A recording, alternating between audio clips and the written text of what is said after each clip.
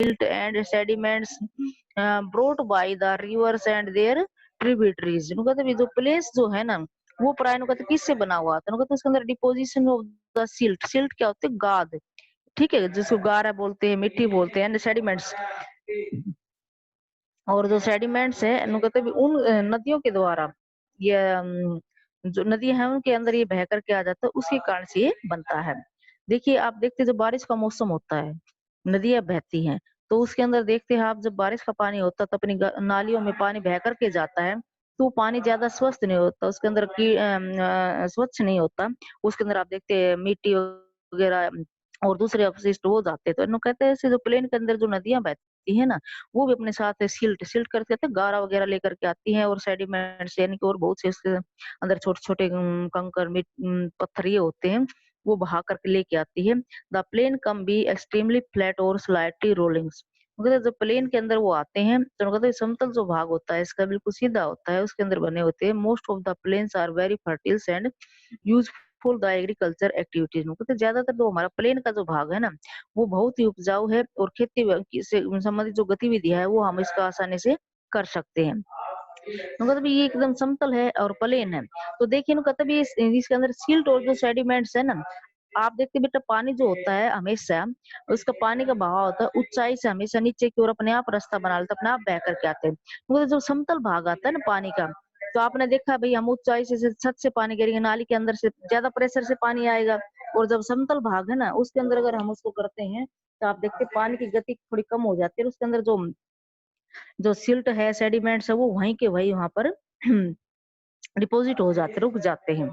अब देखिए ना भी नॉर्थ प्लेन इंडिया के अंदर है, प्लेन के जो है ना भाग दे रखे हैं, और नील वैली प्लेन है ये अफ्रीका के अंदर है, और यंगस्टेन कियांग है जो चाइना के अंदर है। पेरिरीज प्लेन्स है जो नॉर्थ अमेरिका के अंदर है। मतलब भी आर फॉर्म्ड बाय रिवर, ये नदियों के द्वारा ही बनाए गए हैं। समतल भाग भाई नदियां बहती हुई आती हैं, और मतलब समतल जो मैदान होता है आप देखते हैं तो वहां पर पानी ज्यादा फैल जाता है।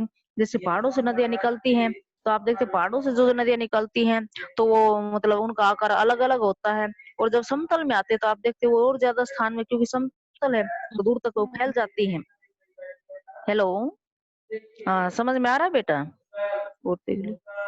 हेलो। Yes ma'am. अब उसके बाद देखिए टाइप्स ऑफ प्लेन्स। प्लेन्स जो है ना उसके कौन कौन से टाइप्स है, देखिए the following are the main types of plains. कहते नीचे जो दिए गए हैं ये किसके हैं? प्लेन्स के टाइप्स हैं। एलुविला planes, lava planes, coastal planes. अब कहते बेटा एलुविला जो प्लेन्स होती है ना ये होते जलोढ़ मैदान। कौन सा होता है? जलोढ़ मैदान। देखिए alluvial plains are made up of alluvial alluvial plains are made up of the alluvial soil and are composed of the silt and sediments deposit made by rivers।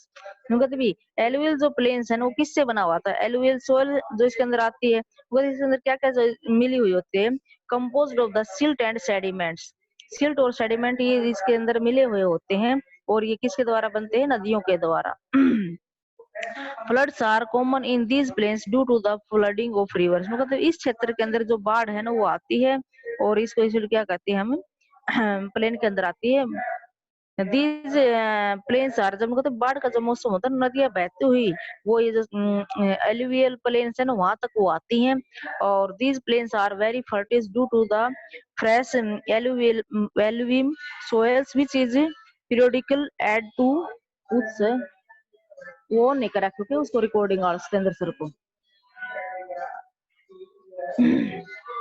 add on it। कहते भी these plains are very fertile due to the fresh alluvium soils which is periodically add to it। कहते भी ये जो plane है ना ये बहुत ही उपजाऊ मिट्टी है। क्यों है? क्योंकि इसके अंदर कहते भी फ्रेश जो एलुविलियम सोयल है ना भाई ताजी मिट्टी इसके अंदर आती रहती है, और ये कहते पीरियोडिक एडिड टू हर समय मतलब ये बाढ़ के मौसम में इसके अंदर ये ऐड होती रहती है। तो देखिए बेटा कहते जब नदियों का पानी आता है ना बह करके तो उस पानी के अंदर बहुत से मतलब वो पानी आपने देखा वो बिल्कुल साफ नहीं होता, मिट्टी सी उसके अंदर होती है, दूसरे जो सेडिमेंट्स और छोटे छोटे कंकड़ पत्थर होते हैं। तो कहते जब नदियों का पानी बहता हुआ है ना समतल मैदान के अंदर जाता है तो वहां पर आप देखते हैं नदियों की जो पानी की गति है वो थोड़ी कम हो जाती है, पानी मतलब वहाँ पर ऐसा होता है जैसे एकत्रित सा हो जाता है, और फिर वो पानी जब कुछ देर के लिए वहाँ पर मतलब रुकता है, तो उसके अंदर क्या होता है, जो उसके अंदर जो सिल्ट है, गाद है और सेडिमेंट्स वो वहीं पर उसके अंदर मिल जाते हैं, और इस तरह से मतलब ये मिट्टी है ना वो बड़ी उपजाऊ होती है, क्योंकि इसके अंदर जो फ्रेश एलुवियल सोयल है ना वो इसके अंदर मिल जाती है। उसके बाद देखिए lava plains, they are formed by seeds deposit by lava flow, मतलब ये flows, मतलब ये लावा जो बहता है ना उसके कारण से ये बनती है। These plain are rich in minerals wealth and the soil is very fertile, मतलब ये भी जो प्लेन है ना इसके अंदर बहुत अधिक मात्रा में मिनरल्स पाए जाते हैं, वे खनिज पदार्थ पाए जाते हैं, और मतलब ये मिट्टी भी है वो बहुत ही उपजाऊ है। उसके बाद देखिए coastal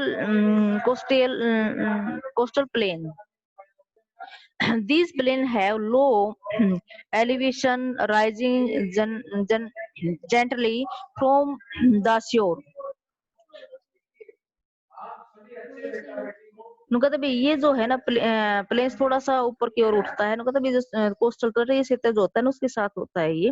most of these plains are caused by the uplift of the continental slab, कहते भी ये जो है ना इसका जो ज्यादातर प्लेन जो हिस्सा है ना तो किसके कारण से होता है, ऊपर की रोटा होता है, जो कॉन्टिनेंटल शिल्प होती है ना उससे सेल्फ होती है उसके कारण से ये होता है।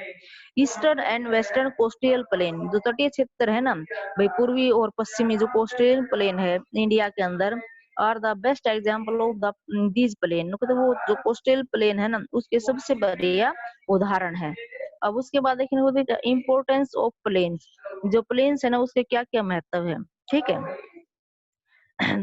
Plains are the most densely populated regions of on earth, कभी जो समतल जो भाग है ना उसके अंदर देखते हैं ना कभी जनसंख्या जो है उस पर ज्यादा होती है।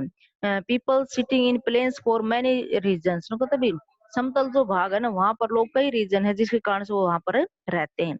सबसे पहला क्या है, यूजुअली वाटर इन अबाउंटेंट, तो वहां पर पानी है वो बहुत अधिक मात्रा में अवेलेबल होता है, तो भैया हम वहां रहते हैं खेती बाड़ी करते हैं, तो उनमें सबसे जरूरी क्या है हमारे लिए, पानी ही सबसे जरूरी है।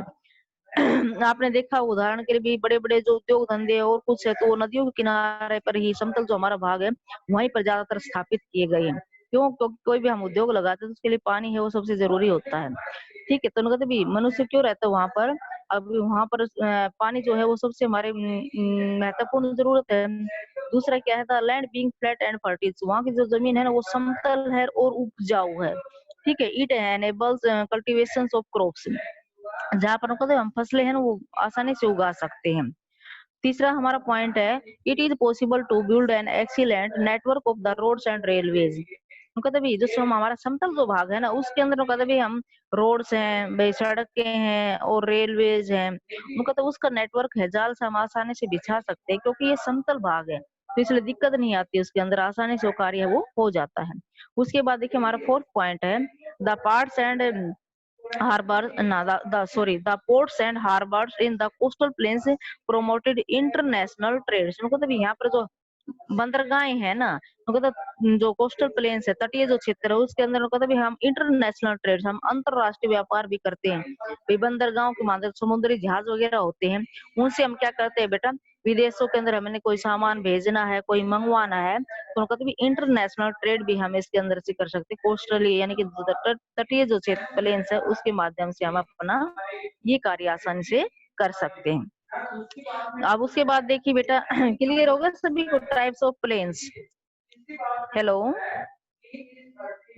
Hello, yes ma'am. हाँ तो देखिए इसमें yes ma'am. Types of plain में आया बेटा एलुवियल प्लेन्स, लावा प्लेन्स और कोस्टल प्लेन्स, ठीक है। ऐसे टाइप्स ऑफ प्लेटूज में आया आपका 3 टाइप्स ऑफ प्लेटू थे। अब उसके बाद देखिए तो बेटा लैंड फॉर्म्स एंड पीपल, भी हमारी जो भू आकृतियां हैं वो और लोग, अभी जो हमारी जमीन है आपने देखा भू आकृति, अभी कई माउंटेन्स है, कई प्लेटूज है, कई समतल मैदान है।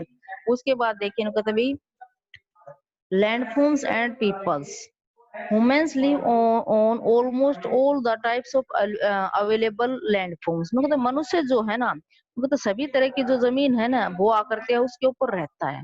भई पर्वतों पर भी लोग रहते हैं, प्लेटू पठार है वहाँ पर भी लोग रहते हैं, समतल मैदान में भी लोग रहते हैं, है ना? On mountainous areas, life is difficult, whereas plains provide all the suitable conditions for living. मतलब ये जो हमारा माउंटेनियन जो एरिया होता है ना, पर्वतीय जो क्षेत्र होता है ना, मतलब वहां पर जीवन थोड़ा सा डिफिकल्ट है, कठिन है। किसकी बजाय?